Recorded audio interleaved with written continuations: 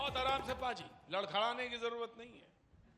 बस तुम आहिस्ता आहिस्ता चलते रहना और हम तुम्हारे पीछे पीछे यूं ही सफर तय करते रहेंगे। तुम सोचोगे कि आज छत के नीचे मैं कैसे मौजूद हूं। छत के नीचे पाजी, ये छत हो चाहे वो नीली छत हो, हर जगह तो तुम ही दिखते हो पाजी, हर जगह। बस तुम्हारा हाथ हमारे ऊपर होना चाहिए और बातचीत का सिलसिला यूं ही जुड़ना चाहिए। पाजी आज हम सब के बीच में मौजूद तमाम वो सारे लोग, वो चेहरे आए हैं, मुरझाए चेहरे तो बिल्कुल अच्छे नहीं लगते हैं। सब खिलखिला रहे हैं क्योंकि हम लखनऊ में है ना। क्या बात है, चुनाव नजदीक है, इसके बाद मुस्कुराते रहिए साहब, मुस्कुराते रहिए। और इसी मुस्कुराहट के बीच में बातचीत मुझे कवि भी दिख रहे हैं। तो जहां कवि बैठा होता है वहां तो मुस्कुराहट होनी चाहिए। उदासपन जो है, वो उदासी जो है वो अच्छी नहीं लगती है। तो बातचीत का सिलसिला बाजी शुरू करेंगे। आज मेहमानों की जो लिस्ट है बहुत बड़ी है, लेकिन हाँ मायूस ना हो जाइएगा, आपका भी नंबर आएगा। बाबूजी कहां से हैं आप? लखनऊ से ही हूँ सर। लखनऊ से। क्या नाम हो गया आपका? राधे कृष्ण। राधे। तो बिस्मिल्लाह यहीं से करते हैं, राधे कृष्ण से। क्या बात है। तो बात शुरुआत करते हैं, तारुफ कराते हैं। बाजी जो हमारे साथ लोग बैठे हैं, जो मेहमान हैं, अरविंद सिंह गोप समाजवादी पार्टी का पक्ष रखने के लिए हमारे साथ मौजूद हैं, पूर्व मंत्री हैं। बहुत बहुत शुक्रिया अरविंद जी, बहुत बहुत शुक्रिया। मोहसिन रजा साहब बीजेपी से यहाँ पे पक्ष रखने के लिए मौजूद हैं, पुराने क्रिकेटर हैं। देखते हैं आज गुगली आती है क्या आती है, लेकिन क्रिकेटर बहुत पुराने हैं। बहुत बहुत शुक्रिया मोहसिन साहब, मंत्री हैं, बहुत बहुत शुक्रिया। हमारे साथ उमा शंकर पांडे जी। देखो भाई, बोलोगे बीच बीच में तो काम नहीं चलेगा। जब हम तारुफ करा रहे हैं उसी समय रहो, जिसको बात करनी है वो थोड़ा सा बाहर जाए। वैसे ही आज हम छत के नीचे हैं जी। हमारे साथ उमाशंकर पांडे जी मौजूद हैं, जो कांग्रेस का पक्ष रखने के लिए मौजूद है। बहुत बहुत शुक्रिया उमाशंकर जी, बातचीत में मजा आएगा। और हमारे साथ डॉक्टर सैयद रिजवान अहमद साहब मौजूद हैं, बहुत बहुत शुक्रिया, बहुत बहुत शुक्रिया। खालिद रशीद तुरंगी महल साहब हमारे साथ मौजूद हैं, बहुत बहुत शुक्रिया साहब हमारे साथ जुड़ने के लिए। हमारे साथ श्री महंत धर्मदास जी मौजूद हैं, अयोध्या हनुमानगढ़ी से और पक्षकार हैं अयोध्या मामले में। बहुत बहुत शुक्रिया धर्मदास जी। हमारे साथ इकबाल अंसारी जी मौजूद हैं, मुस्लिम पक्षकार हैं अयोध्या मामले में, हमारे साथ मौजूद हैं। अंसारी साहब बहुत बहुत शुक्रिया हमारे साथ इस डिबेट में और इस बातचीत में, भैया जी कहीं में जुड़ने के लिए बहुत बहुत शुक्रिया। हमारे साथ मुझे बताया गया कि नसीरुद्दीन सिद्दीकी साहब भी मौजूद हैं। मैं उनसे भी बातचीत के सिलसिले को जरूर जोड़ूंगा और ये सिलसिला शुरू करूंगा। पहले जनता से शुरू करूं या उधर से शुरू करूं? आपसे शुरू करूं, मैं आता हूं। लेकिन आज बातचीत जो है, जिसका मजमून है, जो बातचीत शुरू करनी है, वो ये है कि हिंदुत्व से राष्ट्रवाद, ये बातचीत का सिलसिला है। सवाल लोगों ने कहा, खड़ा किया, बातचीत करी। लोगों ने कहा कि बीजेपी तो राष्ट्रवाद कहती है, बीजेपी राष्ट्रवाद कहती है और प्रियंका जी देशभक्ति कहती है। तो ये क्या कोई फर्क है चीज? राष्ट्रवाद और देशभक्ति कोई क्या अलग चीज है? ये मैं जाना है, मैं पूछूंगा, इन्हीं से पूछूंगा। आपके पास भी आऊंगा, इनके पास भी आऊंगा। और जो शर्मा रहे हैं हाथ उठाने में, वो एक बार पहले हाथ उठा लें, मैं देख लूं। क्या बात है। तो मैं सबसे पहले जानना चाहता हूं रिजवान साहब, मैं जानना चाहता हूं, प्रियंका जी देशभक्ति कहती हैं, बीजेपी कहती है राष्ट्रवाद, क्या ये दोनों अलग चीज है या एक ही चीज है? बाद में पूछूंगा चुनाव कैसे पलट सकता है, या पलटता है या नहीं पलटता, लेकिन मैं ये जानना चाहता हूं। देखिए, जय हिंद, होली की सबको शुभकामनाएं। प्रियंका जी की क्या देशभक्ति है, ये तो मैं उस पर कोई टिप्पणी नहीं कर सकता। अभी अभी वो राजनीति के खुल के उतरी हैं। पुलवामा में के पश्चात जब इस देश में एक तनाव की स्थिति थी, जंग की स्थिति थी, तो ये वो पार्टी को बिलोंग करती हैं जो 24 घंटे भी उस घटना को हजम नहीं कर पाए। ऐसे ऐसे इन्होंने बयान दिए हैं, ऐसे ऐसे राहुल गांधी जी के ट्विटर हैंडल से ट्वीट हुए हैं, प्रियंका जी के ट्विटर हैंडल से ट्वीट हुए हैं कि पूरे देश को, पूरी दुनिया को इन्होंने ये बता दिया कि पाकिस्तान जैसे दुश्मन के साथ हमारा देश एक मत नहीं है। और दुनिया ने ये माना कि हमारे देश के साथ आतंकवाद हो रहा है, लेकिन प्रियंका गांधी और कांग्रेस ने पूरी दुनिया को ये बताया कि ये काम नरेंद्र मोदी 2019 के चुनाव के लिए कर रहे हैं। अब हाल की अगर मैं बात देखूं तो मुझे प्रियंका गांधी के, रिजवान साहब बहुत छोटा सा, बिल्कुल छोटा सा जवाब कि प्रियंका जी की देशभक्ति का जो बात है, और देशभक्ति से मतलब प्रियंका जी की नहीं, जिसको वो देशभक्ति कर रही, बीजेपी राष्ट्रवाद के, तो दोनों अलग मुख्तलिफ चीजें या एक है? जो परिवार संगम नहाने नहीं गया, आज वो प्रयाग से काशी तक नौका विहार कर रहा है गंगा के नाम पर। शर्म आनी चाहिए ऐसी देशभक्ति को, शर्म आनी चाहिए। बहरहाल मैं आ रहा हूं ऑफकोर्स आई एम कमिंग। जी उमाशंकर जी। प्रतीक जी, क्या हमारे मित्र इसी तरीके से बैठ के झूठ बोलते रहेंगे? जब पुलवामा का अटैक हुआ था उस समय तक प्रियंका गांधी जी ना तो ट्विटर पर थी और ना फेसबुक पर थी। जिस दिन उनका पार्टी में ऐलान हुआ और वो 4 दिन लखनऊ रह के गई, उसके बाद उनका ट्विटर हैंडल उन्होंने बनाया। इनसे कहिए कि झूठ बोलने के लिए माफी मांगे। इनसे कहिए झूठ बोलने के लिए ये माफी मांगे। जो प्रियंका गांधी राजस्थान और मध्य प्रदेश के मुख्यमंत्री का चयन करने अपने भाई के घर जा सकती हैं, वो पुलवामा पे शहीदों के नाम एक संदेश भी दे सकती हैं। नहीं, पहले ट्विटर पर झूठ बोलने के लिए माफी मांगिए। संदेश भी दे सकती हैं। आप पहले माफी मांगिए। देश के नाम, झूठ बोलने के लिए विरोध, नहीं, आतंकवाद के विरोध आदत है। दिया उन्होंने। ये आदत है, आप झूठ बोलते हैं और माफी नहीं मांगते। ट्विटर हैंडल प्रियंका जी का नहीं था माय डियर फ्रेंड, माफी मांगिए आप देश के सामने। इस तरीके से झूठ नहीं चलेगा। आप झूठ बोलते हो। देखिए बीजेपी का प्रतीक जी सिद्धांत क्या है? झूठ बोलो, बार बार बोलो, जोर से बोलो, देश सच मान लेगा। बीजेपी मैं बीजेपी मैंने कब ज्वाइन करी मान्यवर? अब आप झूठ बोल रहे हैं। अरे वो कई छद्म रूप है भैया। मैंने कब बीजेपी ज्वाइन करी? कई रूप, मैं कौन सा जनसंघ का कई रूप हैं। अब आप झूठ बोल रहे हैं। देखिए कई रूप हैं इनके। जो भी इंसान ये जो लोग आजादी की लड़ाई में भाजपा का सदस्य बोलने लगते हैं, आप प्रलाप कर लीजिए, बोलने लगते हैं। आप अपनी असफलता का प्रलाप कर लीजिए। बीजेपी ज्वाइन करी, नहीं अपनी असफलता का प्रलाप कर ले। मैं क्या जानूं?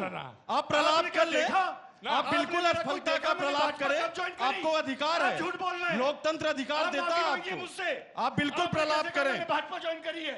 आप प्रलाप कर लीजिए। आपको लोकतंत्र अधिकार देता है। अब असफलताओं का प्रलाप करें। जब प्रलाप खत्म होगा हम आपको जवाब देंगे। मैं राष्ट्रवाद की बात करता हूं। कौन से राष्ट्रवाद की आप बात करते हैं? जो लोग आजादी की लड़ाई में एक नाखून तक नहीं कटाए, आप उनके साथ खड़े हैं। उनको सर्टिफिकेट बांटने के लिए, दुकान खोलने के लिए आपने लाइसेंस दे दिया। मोहिंजोदारो के किस्से सुनाना बंद करिए, 2019 में आइए। हम अपना इतिहास भूल जाएंगे। हम इतिहास भूल जाएं, ये कह रहे हैं आप जनता को। इतिहास पढ़ना भूल जाए जनता। आप तो चाहते हो कि जनता इतिहास ना पढ़े। ये वो इतिहास है अंग्रेजों से लड़ाई कौन लड़ा? प्रधानमंत्री देश का बंटवारा आप ये चाहते हो ये वो लड़ाई इतिहास ना पढ़े। आप चाहते हो लोग झूठा इतिहास पढ़े। आप उस इतिहास की बात कर रहे हैं कि देश का बंटवारा कर दिया प्रधानमंत्री बनने के लिए। उस इतिहास की बात कर रहे हैं आप।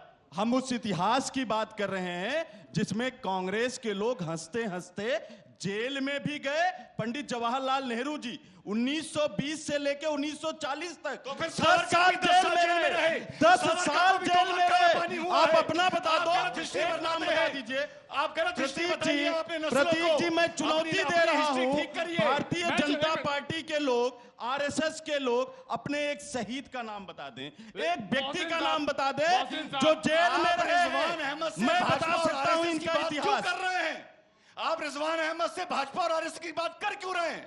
मुझे ये बात ही समझ में नहीं आती है। You do not reply. आप जवाब मत दीजिए। मोहसिन साहब भी जवाब देंगे, यहां से बीजेपी की तरफ से भेजा गया। Of course he will reply. Mohsin साहब आपको ये काम सौंपा गया, नाउ यू रिप्लाई कि उन्होंने जो सवाल जो पूछे, बात हो रही राष्ट्रवाद और हिंदुत्व से, क्या रास्ता निकलता है? ये वही रास्ता है। चुनाव पलट जाते हैं राष्ट्रवाद से। क्या लग रहा है कि ये मुद्दा सबसे बड़ा मुद्दा है? देखिए सबसे बड़ी बात यह है कि पहली बार आपने जैसे प्रियंका जी के लिए कहा कि आज कम से कम उस परिवार को देशभक्ति तो याद आई जो सो कॉल्ड सेकुलर बनकर घूम रहे थे देश में। उन्हें समझ में आया कि राष्ट्रवाद ही देशभक्ति है। राष्ट्र के प्रति जो समर्पित लोग होते हैं उन्हीं में देशभक्ति होती है। जी माफी चाहूंगा, कह रहे हैं कि सारा बलिदान आप ही ने दिया और किसी ने नहीं। मैंने कहा ना कि बलिदानियों का जितना सम्मान भारतीय जनता पार्टी करती है कोई नहीं करता है। अगर इन्होंने किया होता तो आज ये हाशिए पर थोड़ी पड़े होते। ये हाशिए पर पड़े हैं इसी वजह से।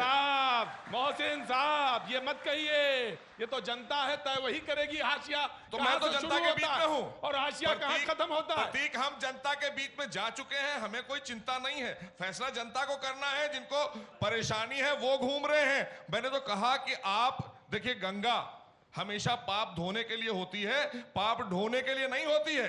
ये तो उन्हें तय करना है, ये तो उन्हें तय करना है।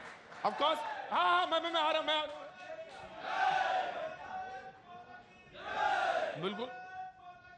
जय। मैं ये अगर ना होता तो मैं कैसे समझता कि भैया जी कहीं हो रहा है। बिल्कुल, अब मुझे अंदाजा था कि वहां बैठे होंगे ना कहीं आप जरूर बैठे हैं, बहुत अच्छी बात है। लेकिन फिरंगी महल साहब, सवाल ये था कि आखिर चुनाव के बीच में राष्ट्रवाद और देशभक्ति, प्रियंका जी ने कहा कि ये देशभक्ति है, वो कहते हैं राष्ट्रवाद, और बहस आपने देखी कितनी तीखी है। कौन क्या कहता है इससे हमें कोई वास्ता मतलब नहीं है। हमारा सिर्फ कहना ये है कि मज़हब नहीं सिखाता आपस में बैर रखना। हिंदी हैं हम, वतन है हिंदुस्तान हमारा। क्या बात है। अच्छी बात कही मौलाना ने। मैं रशीद साहब की बहुत इज्जत करता हूं, बहुत अच्छी बात उन्होंने कही। मैं चाहता हूं तमाम देश की जनता देख रही है, उन्होंने अल्लामा इकबाल का वो शेर कहा है, हिंदी है हम, वतन है हिंदुस्तान हमारा। हिंदी से मतलब होता है हिंदू है हम, वतन है हिंदुस्तान हमारा, ये है उसके माने, ये निकलते हैं। ये अल्लामा इकबाल ने कहा है, किसी और ने नहीं कहा है। हिंद से मुराद अब ये उर्दू ज़बान है, ये उर्दू ज़बान है जिसकी की तारीफ़ अभी परसों ही हमारे मोहतरम वज़ीर आज़म साहब ने, प्राइम मिनिस्टर ने की है। हिंद का मतलब हिंदुस्तान है, हिंदू नहीं है। और हिंदुस्तान का मतलब, और हिंदुस्तान का हिंदी का मतलब है जब हिंद और कहा, हिंदुस्तान, हमने अपने को हिंदी कहा है। हिंदी का मतलब है जब हम विदेश में होते हैं तो हमको हिंदू के नाम से खिताब किया जाता है। कतई तौर पे नहीं खिताब किया जाता है। जहाँ भी हम हो, हमें सिर्फ और सिर्फ हिंदुस्तानी कहा जाता है। और हिंदुस्तान की खूबसूरती ही यही है कि तमाम मज़ाहिब के लोग इसमें बसते हैं। जहाँ तक देशभक्ति और राष्ट्रवाद का सवाल है, तो इस सिलसिले में मैं सिर्फ इतना कहना चाहूँगा कि चाहे अल्लामा फजल हक खैराबादी हों, हुसैन अहमद मदनी हो, मौलाना अब्दुल बारी फिरंगी महली हों, मौलाना मोहम्मद अली शौहर, शौकत अली जौहर, महात्मा गांधी हों, इन्होंने जो एग्जाम्पल सेट किया है राष्ट्रवाद और देशभक्ति का, वही हमारे लिए सबसे अहम है। जी बिल्कुल सही, बिल्कुल दुरुस्त। सवाल ये था कि किसी ने कहा कि ट्विटर पे जो रोल हो रहा था उसको मैंने देखा, उसमें ये था कि न्यूजीलैंड में हादसा होता है, दुखद है साहब, उसकी जितनी मजम्मत की जाए, जितनी भर्त्सना की जाए मस्जिद में, वो उतना कम है। अलीगढ़ यूनिवर्सिटी में यहाँ पर कैंडल मार्च होता है। कुछ लोग कहते हैं कि ये कैंडल मार्च पुलवामा के समय में क्यों नहीं निकाला गया, इस पर भी सवाल होते हैं। ये भी कोई सवाल का कोई है। ये इन नफ़रतों की इंतहा ये हो गई है कि जब बेकसूर नमाजी इबादत करने वाले मारे जाते हैं तो अपने मुल्क का माहौल ये हो गया है कि फेसबुक पर बाज़ लोग बाकायदा जश्न मनाते हैं, और कोई भी पॉलिटिकल पार्टी आगे आकर इतने संगीन वाक़े की मजम्मत पब्लिकली प्रेस में नहीं करती है। रिजवान साहब, आप ये एक बहुत बड़ा मसला है। जब पुलवामा वाला मसला हुआ, पुलवामा वाला मसला, तो हम लोगों ने अपने इस्लामिक सेंटर में बाकायदा तमाम मजहबी रहनुमाओं को बुलाकर बड़ा एहतिजाज किया और सबने किया। लेकिन जब न्यूजीलैंड वाला वाकया होता है, ना कहीं कैंडल मार्च होता है, ना कहीं लोग सड़कों पे निकलते हैं।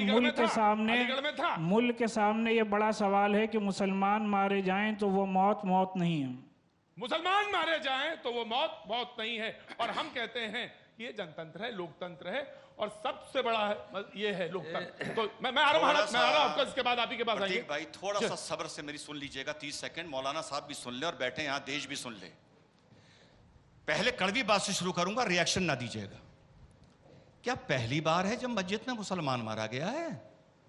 30 साल पहले सबसे पहले पाकिस्तान में मुहाजिर मस्जिद में मारा गया था, शिया मारा गया था। मैं सुन्नी हूं और सुन्नियों के हाथों अहमदिया मारे गए थे, हथगोले फेंके गए थे। तब मौलाना क्यों चुप रहे? तब मुस्लिम बुद्धिजीवी क्यों चुप रहे? तब मुस्लिम उलेमा क्यों चुप रहे? आज न्यूजीलैंड पर क्यों बोल रहे हैं? अगर 30 साल पहले बोले होते, मस्जिद में AK-47 वाले सुन्नी मुसलमानों की निंदा की होती कि सुन्नियों ने शियाओं की मस्जिद में गोली क्यों चलाई, सुन्नी ने मुहाजिरों की मस्जिद में गोली क्यों चलाई, तो शायद आज न्यूजीलैंड का ये वाकया होता ही ना, या देखने को नहीं मिलता। गलती हमारी है, गलती हमारी है। हम मौके पर बोलते हैं और मौके पर चुप हो जाते हैं। इससे बड़ा रिजवान साहब कहते हैं of course I am coming sir. इससे बड़ा बीजेपी नहीं थी, मैं जानता हूं, लेकिन आप सेलेक्टिव है क्या? ये होता इंसानियत के खिलाफ इससे बड़ा दूसरा एग्जाम्पल नहीं हो सकता कि न्यूजीलैंड पर आप एक डबल स्टैंडर्ड अपनाए हुए हैं। दहशतगर्दी जो दुनिया में बढ़ रही है वही इसी डबल स्टैंडर्ड की वजह से बढ़ रही है। कहीं भी कोई भी आतंकवादी हमला हुआ हो, तमाम मजहबी रहनुमाओं ने इररिस्पेक्टिव ऑफ रिलीजन कंडेम किया है। पॉलिटिकल पार्टीज को नहीं जानते। नहीं साहब, नहीं किया है। मुसलमान ने आतंकवाद का घोर निंदा नहीं की है सामने। इससे बड़ा और झूठ क्या होगा कि यही हिंदुस्तान में सबसे पहले हिंदुस्तान की सरजमीन से दारुल उलूम फरंगी महल ने भी, दारुल उलूम देवबंद ने भी खुलेआम आतंकवाद के खिलाफ फतवा दिया है। सबसे ज्यादा प्रोग्राम्स और कॉन्फ्रेंसेस मुसलमानों ने किए और आतंकवाद के नाम पे सबसे ज्यादा मुसलमान मारा गया है। को लेके हमने आजाद मैदान में बंबई में 2 लाख लोगों का जुलूस निकाला था। हिंदुस्तान के मुसलमानों ने आतंकवाद के खिलाफ आज तक 2 लाख आदमियों का जुलूस कहां और कब निकाला है? बताइए आप देश को, बताइए आप देश को। ये शायद ये असल में इनकी नॉलेज बहुत सेलेक्टिव नॉलेज है। नहीं, आप तारीख बताइए ना। नॉलेज इनकी बहुत, तारीख बताइए ना, तारीख बताइए ना। इनकी नॉलेज बहुत सेलेक्टिव है। 2010 में 2010 के अखबारात उठा के देख लीजिए। रामलीला मैदान में जमीयतुल उलमा ने 10 लाख लोगों का वहां पे मजमा इकट्ठा किया था, जिसमें तमाम मजाहिब के लोग शामिल थे। पूरी मीडिया ने डायरेक्ट टेलीकास्ट किया था, ना सिर्फ इंडियन मीडिया ने बल्कि हद यह है कि BBC और CNN ने भी किया था। जमीयतुल उलमा हिंद रामलीला मैदान 2010 आतंकवाद का मुद्दा जिसको कंडेम किया गया। मैं मुद्दे पे लौटता हूं कि क्या चुनाव बदले जाते हैं या लड़े जाते हैं और वहां उनका इस्तेमाल होता है, जैसा कि विपक्ष कह रहा है कि राष्ट्रवाद का, देशभक्ति का इस्तेमाल कर रही है बीजेपी। धर्मदास जी, देखिए, यह राष्ट्रवाद के जो अभी परिकल्पना का आप लोग कर रहे हैं कि राष्ट्रवाद और हिंदू और राष्ट्रवाद सबसे बड़ा रामचरितमानस है। बहुत अच्छा, बहुत अच्छा। राष्ट्रवाद कि सब नर करहि परस्पर प्रीति अचलहि सो धर्म निरक्षित नीति। राम राज्य के सुख संपदा बने न सके फनिस सारदा। राम राज्य है, राम के राजा है। यह पृथ्वी पर जो हिंदू बात जो कह रहे कि हिंदू और मुस्लिम सिख, राष्ट्रवाद में ना हिंदू होता है, ना मुसलमान होता है, ना सिख होता है। बहुत अच्छी बात। बहुत अच्छा। यह जो आपने सुनिए, यह जो आपने जो स्लोगन दिया, यही गलत स्लोगन है जी। बहुत अच्छी बात। हिंदू मुसलमान के राष्ट्रवाद से हिंदू मुसलमान से क्या लेना देना? Very good. राष्ट्रवाद है, हिंदू मुसलमान भाईचारा की व्यवस्था है, एक समाज में रहने की व्यवस्था है। बहुत अच्छी बात। हिंदू मुसलमान है। राम ही केवल प्रेम प्यारा। देखिए, लिखा हुआ है रामचरितमानस में, पूरा रामचरितमानस तुलसीदास के कृत रामायण में। तो महाराज जी कहीं पर हिंदू शब्द के प्रयोग हो तो बताइए। बिल्कुल अच्छी बात आपने बात। तो महाराज ये बताइए, हाँ, फिर ये हिंदुत्व मानव क्या जाति है? यह रामचरितमानस हिंदू संस्कृति जो है मानव जाति के कल्याण की वस्तु है। ऑफ कोर्स, ये तो हमने किताबों में देखा। हाँ। लेकिन महाराज ये हिंदुत्व है क्या? जो चिल्लाता है, यह जो चिल्लाते हैं दिमाग के पागलपन।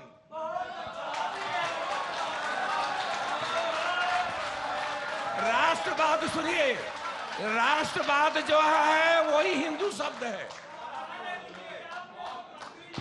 हाँ जी, हाँ जी। मंत्री जी को गुरुजी ने धो दिया। मंत्री जी को गुरुजी ने धो दिया, जवाब दिया। यह बात नहीं है, हम धोने के लिए नहीं बात करता हूं। रामचंद्र कह गए सिया से, ऐसा कलयुग आएगा, हंस चुनेगा दाना और कौआ मोती खाएगा। ये रामचंद्र कह गए सिया से। नहीं, वो तो कह गए, लेकिन यहाँ पे हंस कौन है, कौआ कौन है? ये तो जनता आ गया। Of course I am coming. Arvind Singh Gop ji, मैं आ रहा हूँ, आप ही के पास आ रहा हूँ। खड़े होइए महाराज, खड़े होइए। क्या है? बड़ी मजेदार बहस हो रही है। मैं एक छोटी सी कविता सुना देता हूँ। हाँ। मैंने, देखिए देश प्रेम क्या हो गया है। मैंने कहा मैं अपनी माँ से प्रेम करता हूँ, परिवार से प्रेम करता हूँ। वो बोले लेकिन तुम देश से प्रेम नहीं करते। मैंने कहा मैं जसप्रीत फर्नांडीज फिराक सबसे प्रेम करता हूँ। वो बोला फिर भी तुम देश से प्रेम नहीं करते। मैंने कहा मैं अपने काम को पूजा मानता हूँ। वो बोला फिर भी तुम देश से प्रेम नहीं करते। मैंने कहा इस धरती से अन्न उपजाता हूँ, खेत को खाद पानी देता हूँ, बाग तालाब नदी सबसे है प्रेम मुझे। वो बोले फिर भी तुम देश से प्रेम नहीं करते। मैंने झल्ला कर पूछा कौन सा मोहल्ला है तुम्हारा, कहाँ रहता है तुम्हारा देश, कहीं मिल जाए तो गले लगा लूं उसको, बलैया ले लूं उसकी। वो मैंने कहा बता दो कसम से प्यार में जान दे दूंगा। वो बोले देश तुमको ऐसे नहीं मिल सकता है, देश तो हमारे पास है। वो बोले तुमको देश ऐसे नहीं मिल सकता है, देश तो हमारे पास है। मैंने पूछा आखिर कैसे मिलेगा देश। वो बोला बहुत आसान है, हमारी पार्टी ज्वाइन कर लो।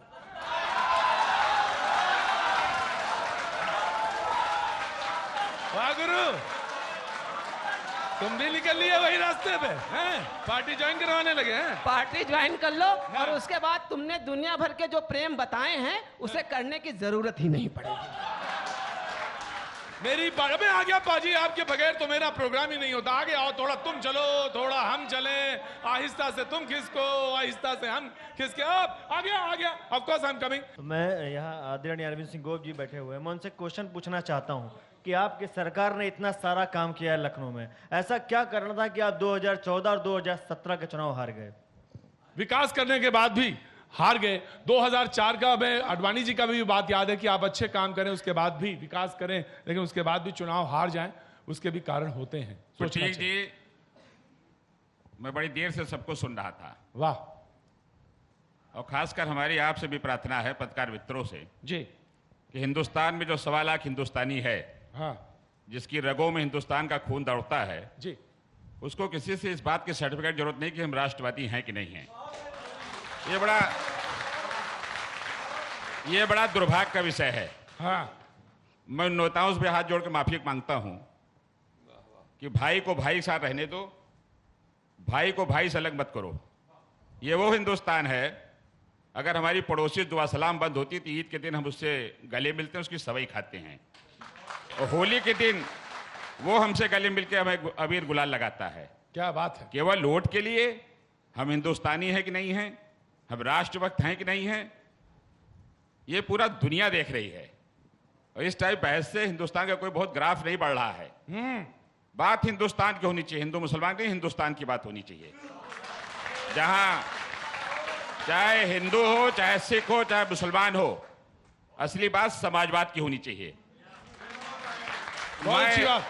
मैं इसके पक्ष में कतई नहीं हूं जी कि चंद तालियों के लिए और केवल टेलीविजन पे चेहरा आ जाए, हाँ, हम हिंदुस्तान को बांटने का काम करें। ये बड़ा दुर्भाग्य का विषय है। बहुत अच्छी बात। मेरी आपसे हाथ जोड़ के प्रार्थना है जी कि आप पत्रकार साथी इस पे ध्यान दें। हिंदुस्तान पहले है, हम हिंदुस्तानी फिर कहीं कुछ और हैं। नहीं, हमारे साथी ने एक प्रश्न पूछा, हाँ, मैं ये बात दावे के साथ कह सकता हूं कि आजाद भारत में उत्तर प्रदेश जो विकास का काम अखिलेश यादव ने किया, आज तक कोई सरकार नहीं की है। हम हार क्यों गए? हारने का कारण यही था, गांव गांव में आप यही बहका ले गए कौन हिंदुस्तानी है, कौन राष्ट्रभक्त है, कौन हिंदू है। अच्छा, तो एक काम करना अरविंद सिंह एक काम करिएगा, आज गांव की जनता ये पूछ रही है, हाँ, कि 15 लाख खाते में कब आएगा, बिल्कुल 2 करोड़ रोजगार कब मिलेगा। हाँ, आज सरकारी नौकरी छोड़े प्राइवेट सेक्टर हम लोग सिफारिश करते हैं नौकरी, वहां नौकरी नहीं मिल रही है। आज देश बेरोजगारी कगार पे खड़ा है। मैं मोहसिन जी के पास, मैं महान जी का बड़ा सम्मान कर, अच्छी बात है उन्होंने कही कि हाँ, बहुत अच्छी बात है, भाई लोग हैं। हमें केवल डिबेट में आने के लिए और तेज तेज चिल्लाने के लिए नहीं आना चाहिए। बिल्कुल। अगर हिंदुस्तान सुरक्षित है तो हम सब सुरक्षित हैं। बहुत अच्छी बात। अब एक काम करेंगे, चुनाव जब सरकार बन गई, अगर इनकी सरकार बन गई तो जितने भी हम सहाफी हैं, पत्रकार हैं, सबको बिल्कुल बुढ़िया बस्तर बांध लेना चाहिए। इस बार बहुत गड़बड़ करते हैं, लेकिन ठीक है मोहसिन साहब, चुनाव उन्होंने बहुत अच्छे काम किया, लेकिन चुनाव हार गए। और विकास का ही मुद्दा बड़ा मुद्दा है और होना भी चाहिए। जो पहली चीज तो मैं अपने भाई का बड़ा सम्मान करता हूं, क्योंकि हमारे छात्र संघ के साथी हैं और बहुत अच्छे नेता रहे हैं और हैं भी। लेकिन उन्होंने जो अभी लास्ट में अंतिम बात कही है, मैं उस बात से ही शुरू करता हूं बात को, हाँ, कि राष्ट्र सुरक्षित है तो हम सब सुरक्षित हैं, ये इन्होंने खुद माना। तो आदरणीय मोदी जी के नेतृत्व में ये तो कंफर्म हो गया है कि राष्ट्र सुरक्षित है। हमारी जो देश की बिल्कुल कंफर्म है, हमारी जो देश की सेना सुरक्षित है और वो बहुत मजबूत सेना है, तो सारे लोग सुरक्षित हैं। ये मोहसिन नजाद जी, हमारी जो देश की सेना है और विकास भी हुआ है विकास भी हमारी हुआ है जो और देश की सुरक्षा भी सेना हुई है, विकास और सबसे सुरक्षा। मजबूत सेना दुनिया में अगर हमारी देखिए, सेना सबसे मजबूत है। हमें अपनी सेना पे भरोसा है। हमें अपनी सेना पे भरोसा है। सेना पे अगर भरोसा है। हिंदुस्तान कोई आंख दिखाएगा तो सेना मुंह तोड़ जवाब देगी। बिल्कुल सही। अब पूरा देश हिंदुस्तान की सेना के साथ खड़ा है। पूरा देश। धनदास जी, देखिए, इस समाज में राष्ट्रवाद के जहां बात आया, हिंदूवाद के, हम वही पर कह रहा हूं कि राष्ट्रवाद जहां है वहां पर राष्ट्रवाद रहने दिया जाए। और हम आप जातिवाद और का नाम खानदानवाद और समाजवाद, वो में अच्छे आदमी के ले आइए। अभी जो हमने देखा, IAS PCS का जो चुनाव होता है, इम्तहान होता है, सुप्रीम कोर्ट के, हाई कोर्ट के जज के का नाम है, सिफारिश होता है। तो अच्छे से अच्छे आदमी को पद पर ले आना चाहिए। नहीं में जातिवाद होना चाहिए, राष्ट्रवाद में जातिवाद नहीं। राष्ट्रवाद तो राष्ट्रवाद, ये भाईचारा जातिवाद हम शादी विवाह व्यवहार करने खातिर जातिवाद बनाए हैं। हम हिंदू मुसलमान बनाए हैं अपने व्यवस्था खातिर। डॉक्टर साहब, मुसलमान मतलब कि समूचा ईमानदार व्यक्ति। मुसलमान कोई दोस्त नहीं है। मुसलमान के कहते हैं कि जिसके समूचा ईमान हो वो मुसलमान। जी, मुसलसल ईमान। जी, मुसलमान कोई व्यक्ति नहीं है। जी, मुसलमान कोई जाति नहीं है, बिल्कुल नहीं है। पंडित जी ने बिल्कुल 101, प्रतीक भाई आपने मुझसे पूछा 101%। आप बोलिए, आप नहीं, डॉक्टर अब आप बोलिए। डॉक्टर साहब, सबसे पहले भाई साहब का भ्रम दूर कर दूं, मैं पहला आदमी हूं जो कहता है राष्ट्रवाद का मतलब बैंड बाजा बारात नहीं है। पहला आदमी हूं, पहली चीज। दूसरी चीज, राष्ट्रवाद का मतलब यह भी नहीं है कि देश युद्ध की स्थिति में है और तुम सरकार के विरुद्ध ट्वीट कर रहे हो और बयान दे रहे हो। दोनों अपनी जगह गलत है, दोनों अपनी जगह गलत है। जी जी जी, ऑफ कोर्स फरंगी जी, मैं देश युद्ध के स्थिति में है और आप, मैं आ रहा हूं बाबू, आ रहा हूं, और आप ट्वीट कर रहे हैं, हतोत्साहित कर रहे हैं, मनोबल गिरा रहे हैं। इन्होंने नहीं किया भाई, जो कर रहा हो वो जाने। अरविंद सिंह गोप साहब ने जो बात कही है उसकी हम तायीद करते हैं। और पूरी तरीके से देखिए, जो भी कंट्री, जिस भी कंट्री में आप देख लीजिए, आर्मी का या फौज का पॉलिटिसाइजेशन हुआ है, उस कंट्री को बड़ा नुकसान उठाना पड़ा है। लिहाजा फौज का जो काम है वो फौज को करना दिया जाए। तो अगर गोप साहब सवाल पूछते हैं तो कोई गुनाह तो नहीं करते ना? नहीं, हम किसी के सवाल पूछने भी नहीं कह रहे हैं। जिस तरीके से जो भी एयर स्ट्राइक्स हुई हैं उस पर सवाल पूछना क्या गुनाह है? सवाल तो कोई भी कर सकता है, स्वतंत्र भारत है, यहाँ तो आजादी है इस बात की। रिजवान साहब, सवाल पूछना गुनाह है क्या? बिल्कुल गुनाह नहीं है। आलोचना भी गुनाह नहीं है। सवाल तो बहुत छोटी चीज है। तो आलोचना भी गुनाह नहीं है। आता है, अच्छी बात है। सवाल तो बहुत अच्छी चीज है। तो फिर फिर आपने सवाल क्यों किया कि अगर कांग्रेस ने, उमाशंकर जी आप ही की तरफ से बोल रहा हूं, बैटिंग आप ही की तरफ से करा दी अभी, तो आपने सवाल पूछ लिया तो इतना नागवार क्यों गुजर गया? पूछिए ना। नहीं, देखिए, भारतीय जनता पार्टी को लोकतंत्र में कभी भरोसा नहीं रहा। इनको 50 साल से ज्यादा लग गए देश का तिरंगा झंडा नागपुर में फहराने में। आज भी इनकी शाखाओं में राष्ट्रगान नहीं गाया जाता। ये उस तरीके के देशभक्त हैं। असल में ये वाद लगाकर, हर बात में वाद लगाकर देश में नफरत और बंटवारे की राजनीति करते हैं। ये देखिए, ये इनकी परंपरा है, क्योंकि इन्होंने सबसे पहले जो संगठन बनाया था उसका नाम रखा था हिंदू महासभा। बंटवारे की पहली नींव इन्होंने वहीं डाली थी। और आतंकवाद की बात ये हमको सिखाएंगे। पहला आतंकवाद इस देश में गांधी जी की हत्या थी। गांधी जी की हत्या इस देश का पहला आतंकवाद था।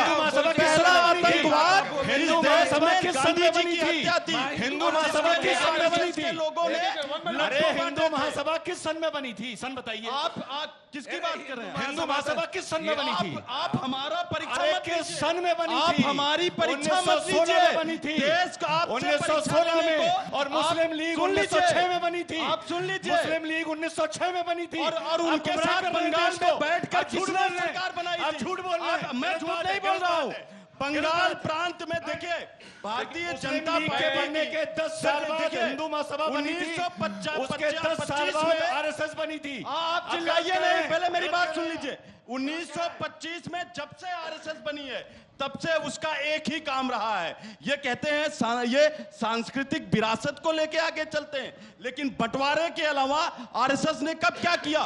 राम जी की जो मूर्ति, जो तस्वीर हम लोग बचपन से देखते आए हैं कि राम जी का मंदिर है, राम लक्ष्मण भरत जी बैठे हैं, राम जी का धनुष उनके कंधे पर है, लेकिन आरएसएस ने क्या किया? गौर कीजिएगा, पूरी चालाकी से धनुष बाण को ऐसे कर दिया। ये राम की कौन सी तस्वीर आरएसएस और भारतीय जनता पार्टी के लोग प्रस्तुत करना चाहते हैं? राम जी वो है जो सबरी के झूठे बेर खाते हैं, राम जी वो है जो हनुमान जी को गले लगाते हैं। आज भारतीय जनता पार्टी उनकी जाति बताने पर उतारू हुए। आज भारतीय जनता पार्टी हनुमान जी की जाति बता रही, इससे ज्यादा शर्मनाक बात और क्या हो सकती है? तो मैं बताऊं, आप सुनिए। नहीं, आप ये मत बताइए। आपको मुस्लिम लीग के साथ, आजाद भारत के पहले मुस्लिम लीग के साथ आपने सरकार बनाई। भैया कांग्रेस के ट्रेनिंग लेकर के आओ, कुछ नहीं आ रहे यह बात नहीं कहोगी। इतने साल देश में हुकूमत करी, काम नहीं राजनीति का। एक मिनट प्रतीक, आपने इतने साल देश में हुकूमत करी, जातिवाद, संप्रदायवाद, हम अखंड भारत की बात करते हैं, आपने खंड खंड किया भारत को।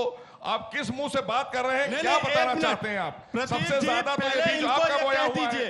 आप सुन लीजिए, हम तो सबका साथ सबका विकास की बात करते हैं। हम सबका साथ सबका विकास की बात करते हैं। सत्ता नहीं मिली है, हम आप देश की जनता हमको इस लायक समझती विकास की बात कर रहे हैं। लोकतंत्र है, एक हाथ में कुरान, एक हाथ में लैपटॉप। नहीं मोहसिन जी, हमको जनता ने आशीर्वाद दिया, जनता ने आपको कमजोर समझा, आपको नकारा समझा, निजी स्वार्थों की राजनीति है देश में। क्या बात करेंगे? नहीं, आप अगर इतने योग्य थे तो जनता ने आपको चुना क्यों नहीं? पार्टी सबका साथ सबका विकास की राजनीति करती है। मैं देखिए, बहुत कम नेता ऐसे होते हैं जो कहते हैं हम बोलेंगे नहीं। किसी को सुना है ऐसा? नसीमुद्दीन जी हैं, कह रहे मैं बोलूंगा नहीं, मैं वहीं जाने दीजिए जी। जनाब आली, बहस तीखी है। सवाल उन्होंने कहा कि कांग्रेस की क्या बात है? कांग्रेस ने हमेशा बलिदान दिया है, कांग्रेस ने हमेशा आगे बढ़कर काम किया। देखिए, ऐसा है, शायद पहली बार मुझे देखा होगा किसी ने कि दर्शक के रूप में मैं यहाँ हूँ। कभी भी मैं डिबेट में शामिल नहीं हुआ। अगर 1 मिनट का टाइम हो तो पहले मैं वो बता दूं, हो सकता है आपको भी बुरा लगे। नहीं, बुरा लगेगा तो लगा करें, आप घर बैठे अपना। ऐसा है, जो ये डिबेट हो रही है हिंदुत्व से राष्ट्रवाद तक, राष्ट्रवाद से तो मैं सहमत हूँ। आज तक क्या किसी चैनल ने डिबेट में कोई ऐसी बात रखी कि इस देश में जो बेरोजगार घूम रहे लड़के लड़कियां, उनके लिए क्या किया जा रहा है? इस देश में जो भाईचारा खत्म हो रहा है, हमारे यहाँ गंगा जमनी तहजीब थी, वो खत्म नहीं हुई, कम होती जा रही है। हिंदू को खून की जरूरत थी तो मुसलमान ने दिया, मुसलमान को खून की जरूरत थी तो हिंदू ने दिया। इस तहजीब को लेकर के जिस दिन डिबेट होगी उस दिन मैं यहाँ नहीं वहां बैठूंगा। वाह, क्या बात है, बहुत अच्छी बात है, बहुत अच्छी बात। एक बात और, जब आपने पहली बार जिंदगी में बोल रहा हूं यहाँ बैठ करके, अभी एक बार बात हुई, किसी साहब ने कहा कि जो भाजपा ने किया वो किसी ने नहीं किया। इस चीज की मैं तायीद करता हूं। क्यों तायीद? आधा मिनट लूंगा। तायीद इसलिए करता हूं, इसके बाद बोलूंगा भाई नहीं। तायीद इसलिए मैं करता हूं कि जो भाजपा ने किया वो किसी ने नहीं किया, इसकी तायीद करता हूं। क्यों? अभी भाजपा ने क्या किया? बड़े बड़े उद्योगपति पैसा लेकर के भाग गए। इसमें सिर्फ मैं एक बात कहूं कि तू इधर उधर की ना बात कर, ये बता कि काफिला क्यों लुटा। तू इधर उधर की ना बात कर, ये बता कि काफिला क्यों लुटा। मुझे रहजनों से गरज नहीं, तेरी रहबरी पे सवाल है। मैं बताऊं कि काफिला क्यों लुटा? तेरा रहजनों से है वास्ता। रहजन माने जानते हैं क्या होता है? मैं बताऊं कि काफिला क्यों लुटा, मुझे रहजनों से है, मैं बताऊं कि काफिला क्यों लुटा, तेरा रहजनों से है वास्ता, मुझे रहजनों से गलत गरज नहीं, तेरी रहबरी पे मलाल है। ये जो लेके भाग गए उनसे मतलब नहीं, तेरी रहबरी पे मलाल है। अब उसका सारा जवाब प्रियंका जी ने दे दिया कि चौकीदार तो अमीरों के होते हैं, मुझे आगे कुछ नहीं कहना। वो झूठ बोल रहा था बड़े सलीके से, वो झूठ बोल रहा था बड़े सलीके से। मैं एतबार ना करता तो और क्या करता, मैं एतबार ना करता तो और क्या करता। दिक्कत यही है हाफिज भाई, दिक्कत यही है इस वक्त की कि हर आदमी के पास एक सर्टिफिकेट है। बाजी कहां गए, तू ही तो सच्चा है जिंदगी, तेरे ही पास ईमान है इस समय, और मुसलमान भी तू ही है, तेरे पास ही ईमान मुसलसल है कि हर आदमी के पास एक सर्टिफिकेट है कि मैं सच्चा हूं, मैं ही सच्चा दिखता हूं और मैं ही आईना हूं। लेकिन सच यह है कि उसने कभी आईना देखा ही नहीं। आ रहा हूं भैया, पढ़ो एक मिनट, आ रहा हूं, आ जनाब जनाब जनाब जनाब जनाब, हाँ खड़ो। सारे जहां से अच्छा हिंदुस्तान हमारा जी। और रिजवान साहब से दरखास्त है कि ये लखनऊ है, तहजीब की नगरी है, यहाँ बहुत डिसिप्लिन से बहुत स्लो मोशन में बात किया जाता है। रिजवान साहब प्लीज माफ कीजिएगा। अच्छा मैंने तो कह दिया, अरे भैया माफी, मैंने बहुत ज्यादा जोर बोल दिया। दूसरी बात यह है कि जो हमारे मुल्क का जो सेकुलर ढांचा है वही सबसे बड़ी देशभक्ति है, इससे बड़ी कोई देशभक्ति नहीं है। जो सेकुलर ढांचा है उसको आप लोग बरकरार रखिए, ये सबसे मेरा आग्रह है जी। कौन सी बात जो सेकुलर ढांचे को परिभाषित कैसे करेंगे मान्यवर? हाँ, इस सेकुलर ढांचे को परिभाषित कैसे करेंगे? इस सेकुलर ढांचा जो आपने बोला, इस सेकुलर को परिभाषित कैसे करेंगे आप? परिभाषित करने का तरीका ये है कि हर हिंदू भाई मुस्लिम भाई का इस्तकबाल करें, हर मुस्लिम भाई हिंदू भाई का इस्तकबाल करें, इससे अच्छा कोई सेकुलर ढांचा नहीं हो सकता ऐसा है भैया। जब मैंने आपसे पूछा सेकुलर को परिभाषित कैसे करेंगे, आप तुरंत हिंदू मुसलमान पर आ गए। मुझे पता था आप ये बोलेंगे। ये देश सेकुलर तब उस वक्त से है जब इस देश में एक भी मुसलमान नहीं था। ये तब से सेकुलर है, 5000 साल से सेकुलर है। इस देश को मुसलमान ने सेकुलर नहीं करा है, भारत की सभ्यता ही सेकुलर है। मुसलमान तो बहुत बाद में आया है। ठीक करिए अपनी हिस्ट्री। डॉक्टर रिजवान साहब ने जो बात कही, मैं उसको काट नहीं रहा हूं, मैं नहीं कहा, मैं अपने नहीं ऑफकोर्स आप रिजवान साहब से, लेकिन अंसारी साहब बहुत देर से बैठे हैं, अयोध्या से आए हैं और उनसे सवाल जरूर पूछा जाना चाहिए। हाँ जी जी बिल्कुल बिल्कुल पूछा जाना चाहिए। अंसारी साहब मैं जानना चाहता हूं, मैं आपके वालिद साहब से भी मिला। सवाल ये था अंसारी साहब कि अयोध्या में मुद्दा क्या है बड़ा? देखिए, अयोध्या में मुद्दा तो धर्म का है। धर्म का है समझे, लेकिन अयोध्या में हिंदू मुसलमान सब मिलके भी रहते हैं, ये भी पूरी दुनिया जानती है। हाँ। हम तो लखनऊ में आज जो है डिबेट में पहले आए, तो डॉक्टर रिजवान को पहले सुना। हाँ। ये जैसे ही बोले वैसे जो है केवल जात की बात करने लगे कि जब ऐसे लोग जो है जात में फंसाए रहेंगे तो देश हमारा कहाँ करेगा तरक्की।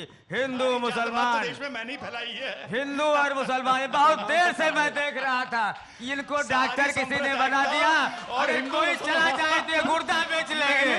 जब ये अपनी कौम की बात नहीं करते, अपनी कौम की बात नहीं करते, ये जो है जात की बात करते हैं, गद्दारों की बात करते हैं। हम मुसलमान पहले हिंदुस्तान के वफादार हैं, तब फिर मुसलमान है। ये हमारी कौम है, समझे, हमारी एक कौम कहलाती है कि हम पहले मुसलमान हैं, फिर जो है देश के वफादार हैं। समझे, हम देश की वफादारी करने के लिए पैदा हुए हैं। रिजवान के जरिए नहीं, ये जात की राजनीति करते, ये बहुत देर से जात की बात करते हैं। इनको जात पूछते हैं, बताओ कौन पूछता है? डॉक्टर कहीं जात की बात करता है, लोग दवा लेने जाते हैं। एंकर साहब आप रुके मंदिर का मुकदमा तो मैंने करवाया था ना, आज से 50 साल पहले। डॉक्टर जात की बात नहीं करता। इनके यहाँ अगर जो बुखार के नाम पर मुकदमा खुद लड़ रहे हो, राम के नाम पर मुकदमा खुद लड़ रहे हो और मुझे देशभक्ति सिखा रहे हो। राम के नाम पर मुकदमा खुद लड़ रहे हो और देशभक्ति मुझे सिखा रहे हो। राम के बगल रहता हूँ, राम का सम्मान करता हूँ। तुम्हारे ऐसे लोग, तुम्हारे ऐसे लोग अरे तो मंदिर बनवा दो ना, सुन्नी तो मंदिर बनवा दो ना। हमारे यहाँ अगर तुम्हारे ऐसे आदमी हो तो मंदिर बनवा दो ना भाई। राम राज के नाम पर मंदिर बनवा के खत्म करो, राम राज के नाम पर मंदिर बनवा के खत्म करो। मुकदमा भी लड़ोगे और हिंदू मुस्लिम भाईचारे की बात भी करोगे। अगर बुखार की दवाई ले जाओ तो खजरे की दवाई देंगे। ये वही डॉक्टर है, ये वही डॉक्टर है, समझे। मैं 10 बजे आया हूँ, 10 बजे से माननीय प्रधानमंत्री जी जो है, मुख्यमंत्री जी योगी जी आए, अखिलेश जी आए, सबकी बातों ने इसमें बहुत देर तक सुन लिया। जात बात की बात नहीं होती, ये डिबेट है। यहाँ विकास की बात होती है, नौजवान यहाँ आया हुआ है, रोजगार की बात होगी। ऐसे लोगों को बुलाया जाएगा तो जात की बात होगी, लड़ाई झगड़ा होगा, समझे। मेरा मानना है कि अगर आप कुंभ नहाने जाएं और आप स्नान कर रहे हो, सुनिए, चुप रहो, आप खुद छिले हुए अंडे लग रहे हो। कुंभ नहाने जाए और अगर वहां नागा बाबा के दर्शन हो जाएं तो आप बहुत भाग्यशाली हैं, क्योंकि नागा बाबा बहुत तपस्वी होते हैं। तो मैं जैसे स्नान कर रहा था तो सामने देखा नागा बाबा। क्या बात है? हाँ, मैंने कहा अरे नागा बाबा, मैं जानबूझ के ऊपर ही देख रहा था,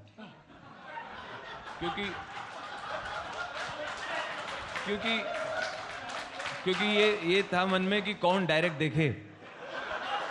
लेकिन उसमें समस्या ये होती है कि जब ध्यान न दो तो और ध्यान जाता है। अरे आज भैया जी कहें सिर्फ इतना ही, बाकी राजू जी की थैंक यू सो मच।